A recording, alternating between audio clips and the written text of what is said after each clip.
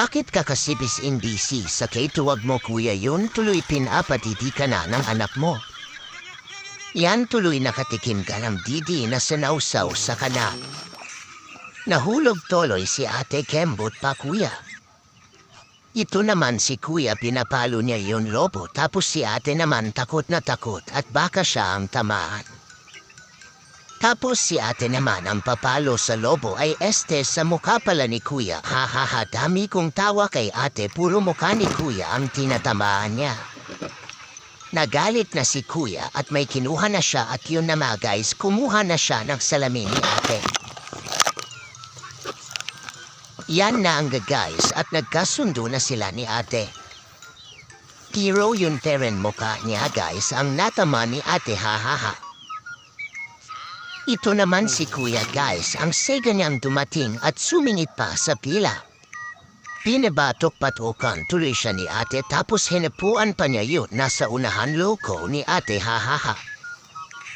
Sinampal at binogbag tuloy siya ni ate. Naman sila kuya para silang taga na paikat-ikot sa may kahoy na bilog. O galing nila kuya yan tuloy nangyari sa kanila kung ano-ano kasi ginagawa nila. Ito naman guys si Boy Toothpick pinaputok niya yon lobo tapos hindi niya alam may lanis pala sa loob ng lobo hahaha.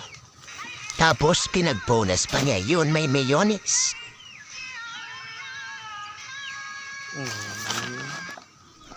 Ito naman si ate ang kapal-kapal ng lipstick niya tapos lagpas-lagpas pa hahaha humarap pa siya sa camera.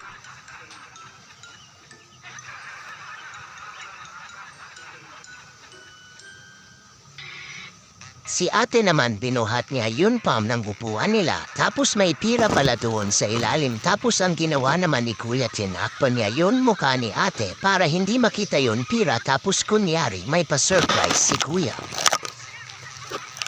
Kaya pala makulimlim kung saan-saan pala pumupunta yun araw ay si kuya pala.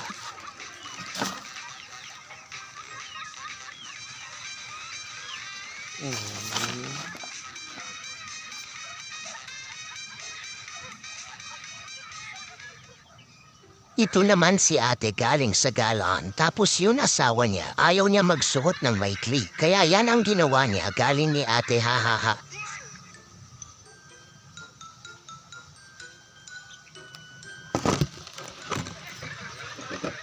Follow nyo naman ako guys please.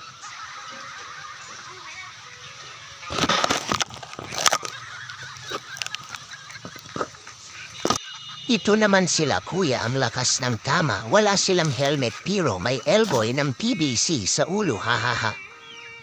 Kala nila magpapakamatay na si ate yun pala magsasampay